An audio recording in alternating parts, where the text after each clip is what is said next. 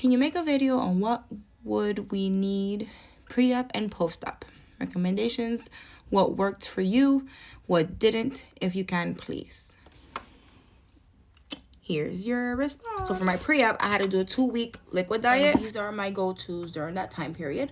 I have a few of the Premier protein shakes. I love this flavor. The vanilla one tastes really good because these are a little bit thicker. But if you prefer something like milky, lighter, the Core Power, these are really good. These taste actually like Nesquik. I have the chocolate one also. They have another one that's higher in the protein, which is probably like $1 more. These alone are like almost $4, so these are a little bit pricey. And they're individual. I can't find them in packs anywhere. These you can find in packs. These, unfortunately, at my local store, they're just individual. So I got a few of these. These held me down. I love these. These are thicker, but these taste good. These helped me in that process. If I want something fruity, then that's when I switch to this one. I've got a few of the zero sugar pudding, the chocolate ones. I don't really like the vanilla ones. They taste weird, to me at least. I bought a few of these, which is Minute Maid zero sugar. I got the fruit punch and the pink lemonade. Aside from this lemonade one right here, zero sugar. It tastes great. I also had Gatorade Zero in every color, cool blue being my favorite. Zero sugar popsicles. And since I can't have regular coffee, this was my alternative. It has 10 grams of protein, no added sugar, no artificial flavors, and prebiotics and MCTs. If you're a coffee girly, this is the one that you got to go with. Each scoop is 10 grams of protein. So at the same time, you're intaking your protein. And if you want to add like a little drizzle, they have the skinny mixes, which is 0 calories and 0 sugar. You just got to find alternatives to things that you like. And so far, I've been finding some alternatives. And then I also got the French vanilla. French vanilla is definitely my favorite. I did add a little bit of flavor into my waters. And that's where my Crystal Lights come in. Zero sugar Crystal Light raspberry lemonade. Zero sugar Crystal Light iced tea. Ooh, lemon iced tea. Girl, I was so nervous that I was going to go without drinking iced tea. I love iced tea. I'm an iced tea type of girl. And this one doesn't have sugar and it tastes just like iced tea. It's a little bit watery, but I'm okay with that. At least I found my alternative. My household love fruit punch, like the Kool-Aid. So we actually found an alternative for our Kool-Aid. We got zero sugar Crystal Light fruit punch packets, and they taste just like Kool-Aid. My children are trying to even take my little... Look, my daughter tried to take one last night, and I was like, no, you better put it back. And she just put it right here. So let me put it back in my box.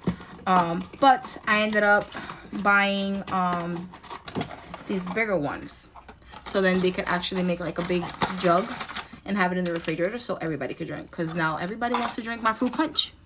No sugar, so you can't even complain. It's good for the kids. Unflavored protein. I added this to my chicken broth. No, don't make that mistake. Don't add this to your chicken broth.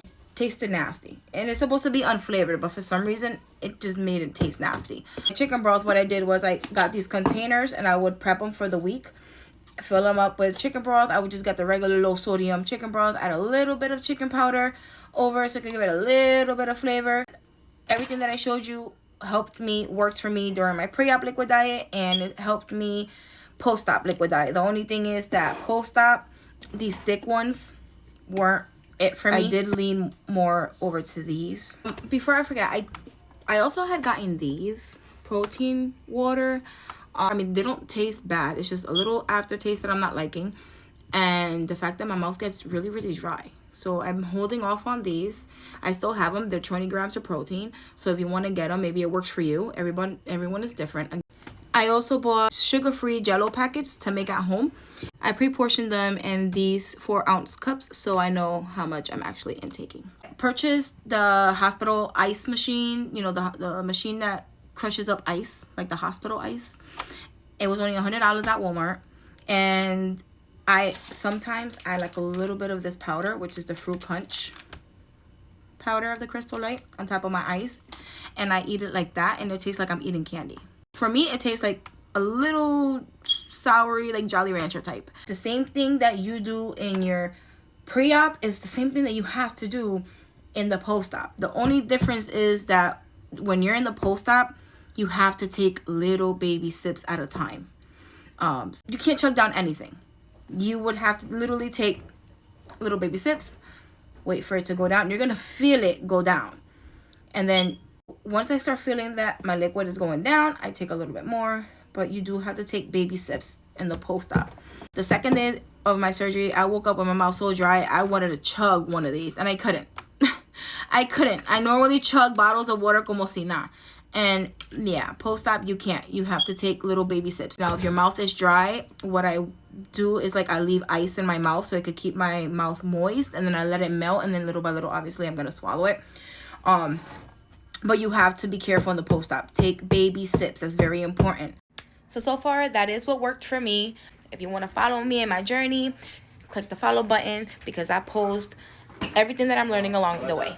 Bye, bestie.